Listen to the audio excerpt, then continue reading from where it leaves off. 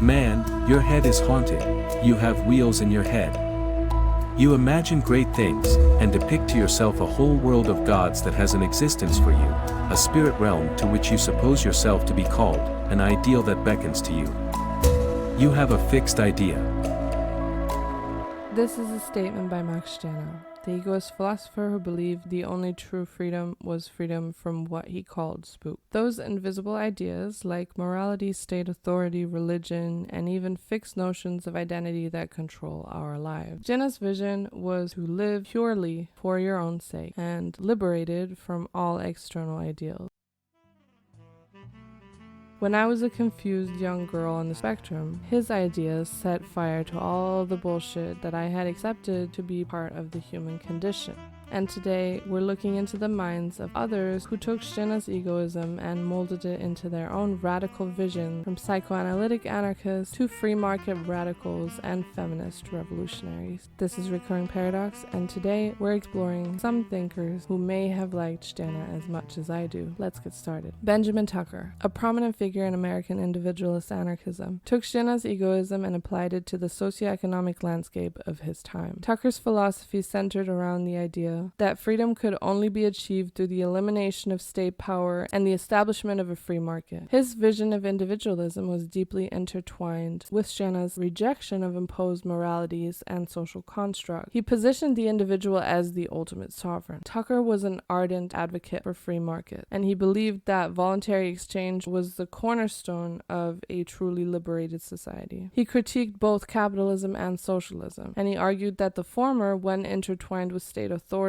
became a tool of oppression, while the latter imposed its own spook in the form of collectivism and state control. So for Tucker, the ideal society was one where individuals could freely associate, trade, and create without interference from the state or any moral framework that dictated their action. His publication, Liberty, became a platform for radical thinkers, where he championed Stirner's ideas and other libertarian perspectives. Tucker saw the state as the greatest spook of all, a kind of phantom that held power over individuals by promoting the illusion of authority and collective good, and he emphasized the importance of self-ownership and the pursuit of one's own interests as the basis of a just society. Tucker's radical individualism also extended to issues of gender and sexuality. He believed, for example, in the necessity of personal freedom in all aspects of life, and he advocated for sexual liberation and critiqued the moral constraints imposed by society on sexuality. So in essence, Tucker's interpretation of Stirner's egoism is just that. I feel that his essentialization of the individual, as well as his advocacy, while ultimately being more than just individualist thought, incorporated some aspects which could not be aligned with Stirner's perspective. Otto Gross was a wild-eyed psychoanalyst and anarchist, a man ahead of his time, both in the ways he lived and how he died. So he was born into a strict medical family, and he quickly rejected the conservative ideas of his father and plunged into a world of Freudian psychoanalysis. But he wasn't interested in simply fixing people. He was obsessed with the liberation of the individual from society's chains. He actually believed that societal repression, especially sexual repression, was the root of all psychic suffering. He saw the family unit, organized religion, and traditional morality as instruments of control, which keeps the individual from their true potential. So here, Gross was channeling Stirner's rejection of all spook, or abstract ideals that imprison our minds and force us to accept preset roles. Gross wanted nothing more than to destroy these spooks, not just theoretically, but in real life. In his psychoanalysis, the goal wasn't just to cure neurosis, but to break free from society's demands and realize your true self, your egoist, unchained self. He encouraged his patients, many of them bohemians and radicals, to embrace free love and to reject monogamy and bourgeoisie values. For him, sexuality was a vital force of personal liberation. But his personal life reflected his philosophy's extremes as well. He became addicted to drugs, which led to his alienation from both the psychoanalytic world and the anarchist movement, and he died in 1920, estranged from his revolutionary peers, a tragic but nonetheless inspiring figure who lived as he preached, rejecting societal norms. He believed in nothing less than the total psychoanalytic revolution of the mind. I think it can be said that Stirner's egoism warns against the power of hedonism as a side effect of rebellion. And I think it is possible that he rebelled against his chains so extremely and so radically that it ended up defining his path in life, and therefore became another spook. In any case, there's nothing negative to be said about a person who lives on their own terms. Emma Goldman is often celebrated as one of the great pioneers of anarchism, but her relationship to Stjena's egoism is just as fascinating in my opinion. She was born in Russia and immigrated to the United States in her teenage years. She became a fiery advocate for anarchist causes. Everything from free speech to women's liberation, birth control, and workers' rights. She was right there.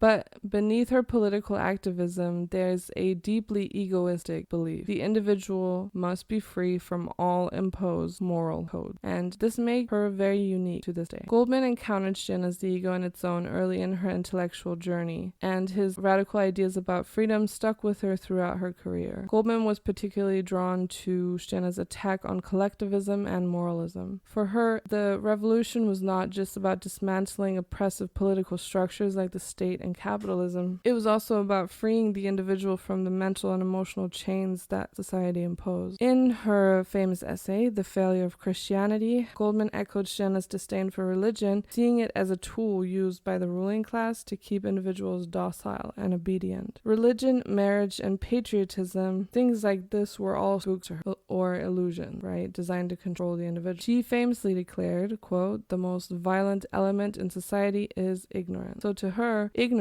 meant the blind acceptance that make people submit to authority. Goldman was also not just an anarchist in theory. She was an anarchist in practice. She fiercely defended her right to love whomever she wanted and live as she pleased, even if this meant defying social expectations, laws, and even the anarchist movement itself. She didn't believe in sacrificing herself for any cause, no matter how noble. Instead, she fought for a world where every individual could freely determine their own path, as an ethos that was deeply related to Stjena's thought, but still an interpretation. So even in Goldman's case, rebellion wasn't quite taken as seriously as it was by Stjena in terms of how it can affect the individual. While Goldman tempered Stjena's egoism with revolutionary goals, Renzo Novatore took it to the most extreme. Novatore was a nihilist anarchist and poet, and he saw life as a kind of existential war. His entire worldview was one of perpetual rebellion against the state, against morality, against society, and even against his own friends in the anarchist movement. For Novatore, Stjena's ideas weren't just a philosophical stance, they were a call to arms. He rejected all forms of social organization and believed that the only true life was one lived in total freedom, outside of all laws and moral codes. He detested the bourgeoisie world with a passion and viewed it as a key designed to crush the individual's spirit. Like Stjena, he saw every societal structure as a spook or a phantom that people believed in because they feared the chaos of true freedom. Novatore's writings dripped with anger and romanticism. He was a very passionate person. He was influenced by the Italian futurists and their celebration of violence as a form of artistic expression, and in his poems he glorified destruction as a necessary step toward individual liberation. This wasn't an anarchism for peace or cooperation. It was a destructive approach to self-liberation. So to Novatore,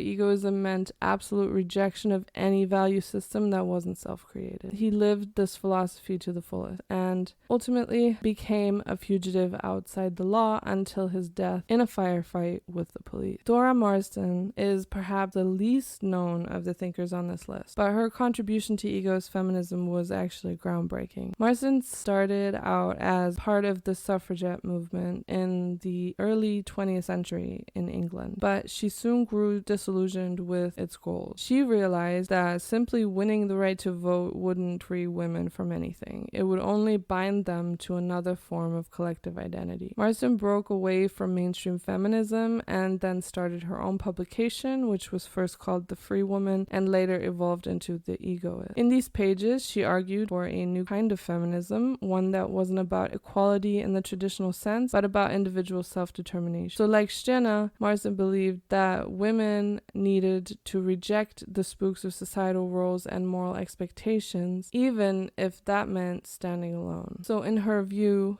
the suffragist movement was just another form of spookery in a sense. It was trying to win approval from the state or authority, which was a distraction from the true goal of self-ownership, which we all should have. She encouraged women to stop trying to become like men or fit into any predetermined role. Instead, they should embrace their individuality, their desires, and their uniqueness without feeling guilty for defying societal expectations. Through her publications, Marsden gave a platform to modernist writers and thinkers like James Joyce and Ezra Pound, whose work also explored themes of individualism.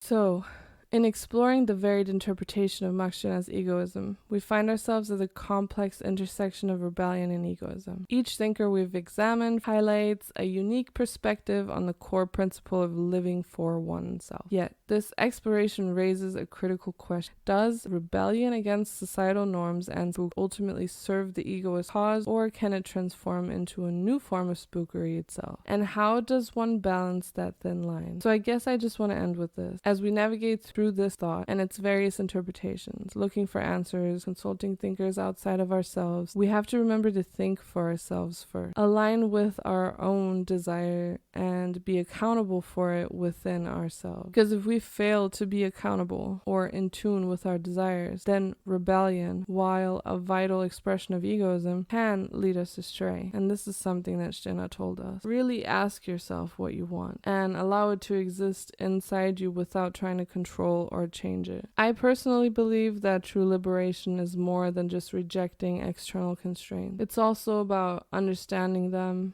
empathizing and relating to the external world on the basis of lack of understanding, and above all, cultivating an honest and nuanced understanding of how our own actions, however radical, reverberate within the intersubjective relations that shape our reality. Ultimately, the journey of egoism is yours. It's your own, and it really isn't my problem what you do with that.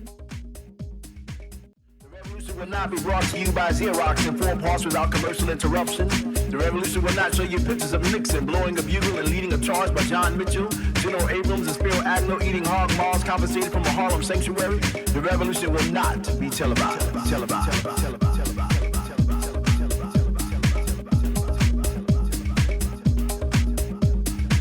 revolution will not be brought to you by the Shape of War Theater and will not star Natalie Wood and Steve McQueen or Bull Whipple and Julia.